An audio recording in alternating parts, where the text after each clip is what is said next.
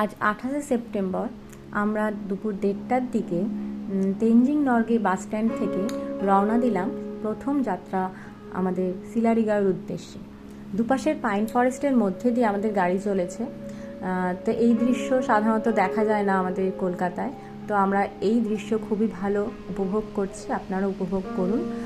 আর এই প্রথমবার, এতদিন পর প্রথমবার আমরা এই পাহাড়ে যাচ্ছি, পাহাড় দেখব, এর আনন্দটাই আলাদা।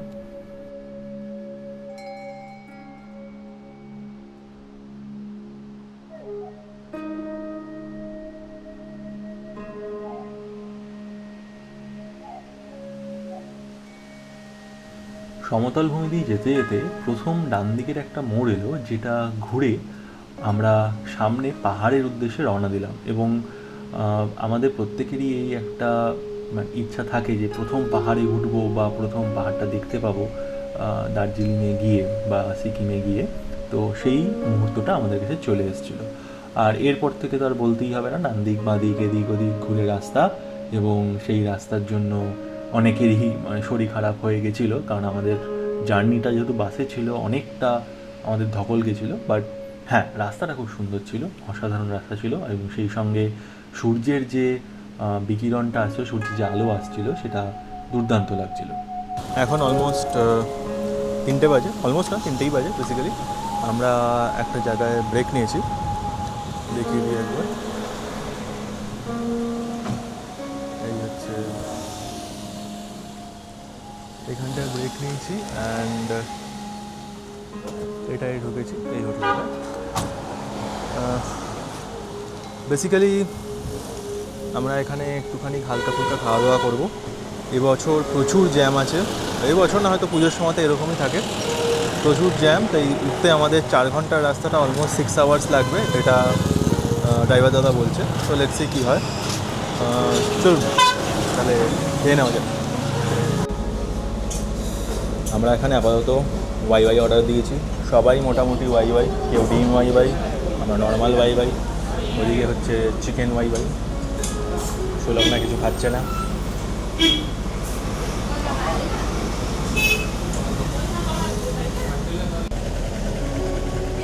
এখন না, এখানে ধস পড়েছিল, ধস হওয়াতে এটা পুরো বাঁধিয়ে দিয়েছে। অনেকক্ষণ পর আমাদের গাড়িটা আবার ছাড়লো, ওখানে আমরা জ্যামে আটকে আছি। বেসিক্যালি সামনে রাস্তা তৈরি হচ্ছে, তার জন্য 1 বাই 1 করে ছাড়ছে, মানে এক একজন করে ছাড়ছে, এক একবারে একসঙ্গে ছাড়ছে না। যখন এ পাশটা দাঁড়াচ্ছে তখন ওই পাশ দিয়ে গাড়িগুলো যাচ্ছে, পাশ কাটাচ্ছে। এখন আবার সম্ভবত দাঁড়িয়ে পড়বে।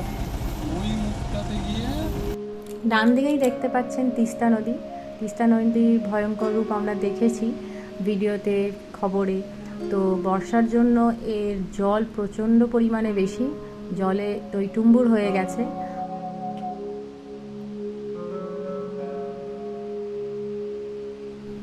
দেখতে দেখতেই আমরা কালিম্পং ডিস্ট্রিক্টের মধ্যে ঢুকে গেছি। দেখতেই পাচ্ছেন রাস্তা খুবই চওড়া, খুবই পরিষ্কার পরিচ্ছন্ন, পাহাড়ের রাস্তা যেরকম পরিষ্কার পরিচ্ছন্ন হয় সাধারণত। তো এই সুন্দর স্মুথ রাস্তা দিয়ে আমরা আমাদের গন্তব্যস্থলের দিকে চলেছি।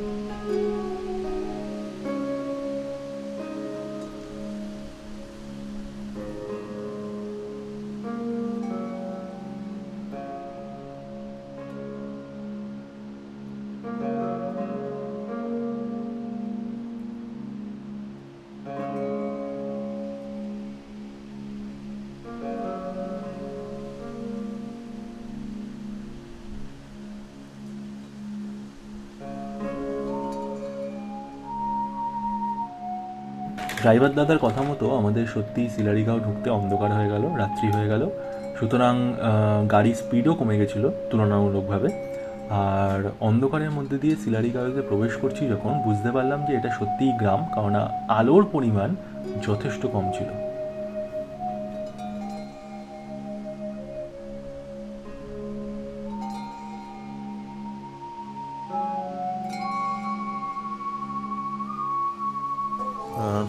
এখন বাজে হচ্ছে 7:30। আমরা ওখান থেকে বেরিয়ে এই 7:30 নাগাদ পৌঁছলাম সিলারিগাঁও, আমাদের ফার্স্ট ডেস্টিনেশন।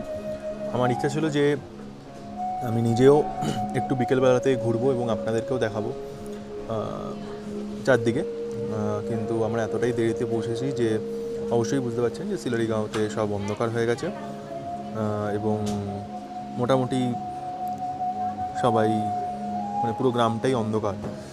তো আজকে আর বেরোবো না, কালকে একেবারে বেরোবো, বেরিয়ে আমাদের যে প্রোগ্রাম আছে সেগুলোতে যাব। আচ্ছা, আমাদের হোমস্টেটা দেখাই একটু, খুব সুন্দর। এই আমরা এখান থেকে বেসিক্যালি এই মেন রোড, এখান থেকে এসে এরকম একটা বারান্দা আছে, এখানে পরপর 3টে রুমই আমাদের।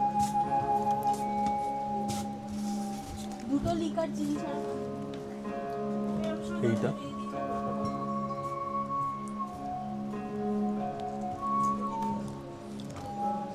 তারপরে হচ্ছে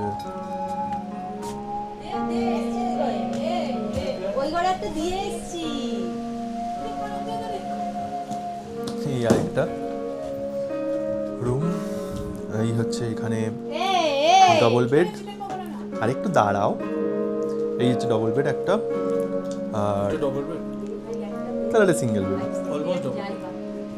এটা আরেকটা বেড এদিকে, এরকম সিস্টেম। আমরা এখানে 3জন থাকবো।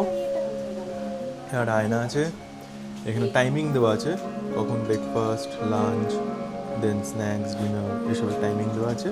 এবং এইটা হচ্ছে আমাদের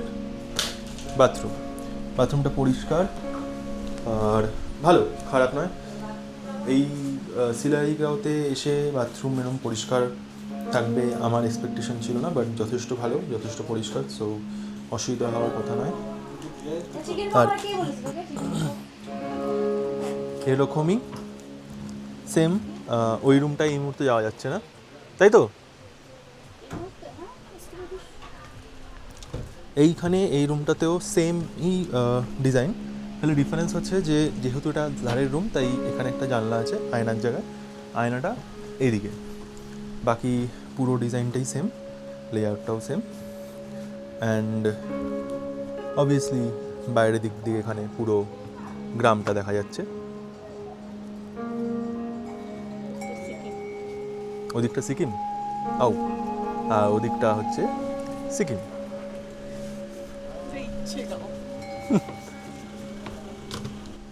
এখন চলে এসেছি আমরা রাতের ডিনার সারতে।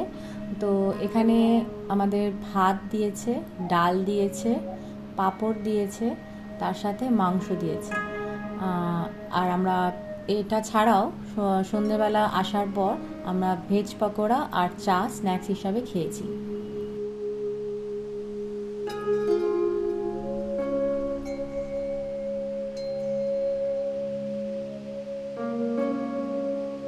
অন্ধকারে আমরা নাইট ফটোগ্রাফি একটা ট্রাই করছিলাম এবং সেই ফটোটা আপনাদের সঙ্গে এক্ষুনি শেয়ার করব।